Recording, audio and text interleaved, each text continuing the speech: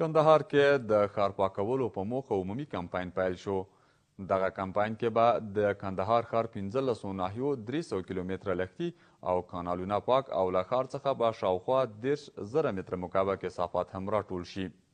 د کندهار ښار اوسیدونکي وایي د وروستیو اورښتونو پر مهال به د کانالونو د بندېدلو له امله د سیلابونو اوبو د خلکو کورونو ته ننوتلې چې خلک یې له بېلابېلو ستونزو سره مخامخ کړي وه. کندهار ښار کې د ښار پاکولو په موخه عمومي اشر پیل شو. دا اشر چې د ښار د 15 ناحیو د تنظیم کارګرو په واسطه ترسره کیږي او یوه میاشت به دوام ولري. پکې 100 تنه کارګران به هره ورځ 1142 متره مکعبه کثافات د دغه ښار له لښتیو کانالونو څخه راټولوي او د ښاره بهر ځانګړې سوي سیمې ته انتقالیږي. د کندهار ښاروالۍ مسؤلین د خلکو څخه هم غواړي چې د ښار پاک ساتلو کې د ښاروالۍ له کارکوونکو سره مرسته وکړي او خپل کثافات بې ځایه سیمو کې ونه غورځوي. دا اشر چې د یوې میاشتې په موده کې به د ښار ټولې ناحیې په مکمل ډول له کثافاتو څخه پاکې کړي.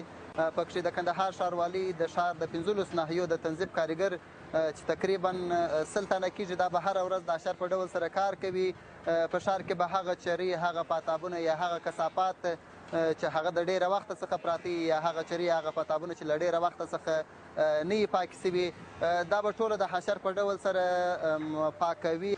ټوله هغه کثافات چې هغه د ډېرو وختونو څخه پراته وي خلک یې د مشکلات سره مخامخ کړي دي، یا پاتابونه وي چې بارانونه را روان دي، یا هغه چرې چې بندې دي او هغه د بارانو په وخت او سیلابو په وخت کې مشکلات جوړوي. نو موږ به دغه ټوله چرې، پاتابونه او کثافات لرې کوو. د کندهار ښار اوسیدونکي وایي ډېری مهال د اورښتونو اوبه د کانالونو د بندېدو له امله د خلکو کورونو ته اوښتې چې دوی یې له ستونزو سره مخ کړي وه.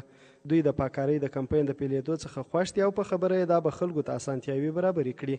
ودی مخکې دلته دا لښتیان چې وه دا به بند وه، اوبه به هر وخت راوښتلې، داسې کوم دغه نه و، داسې اساس شی نه و چې دا اوبه لښتیان داسې ایله سي. هر وخت به دلته اوبه راوښتلې، هر وخت په مشکلات د لښتیانو سره، هر څه کوچنیان به ورلوېدل، نور ډېر مشکلات وه. کندهار ښار چې د هیواد له لویو ښارونو څخه ګڼل کیږي په تیر کې د دغه ښار نظم ته زیاته پاملرنه نه ده سوې چې د نفوسو په زیاتېدو سره د خلکو ستونزې هم ورسره زیاتې سوي دي.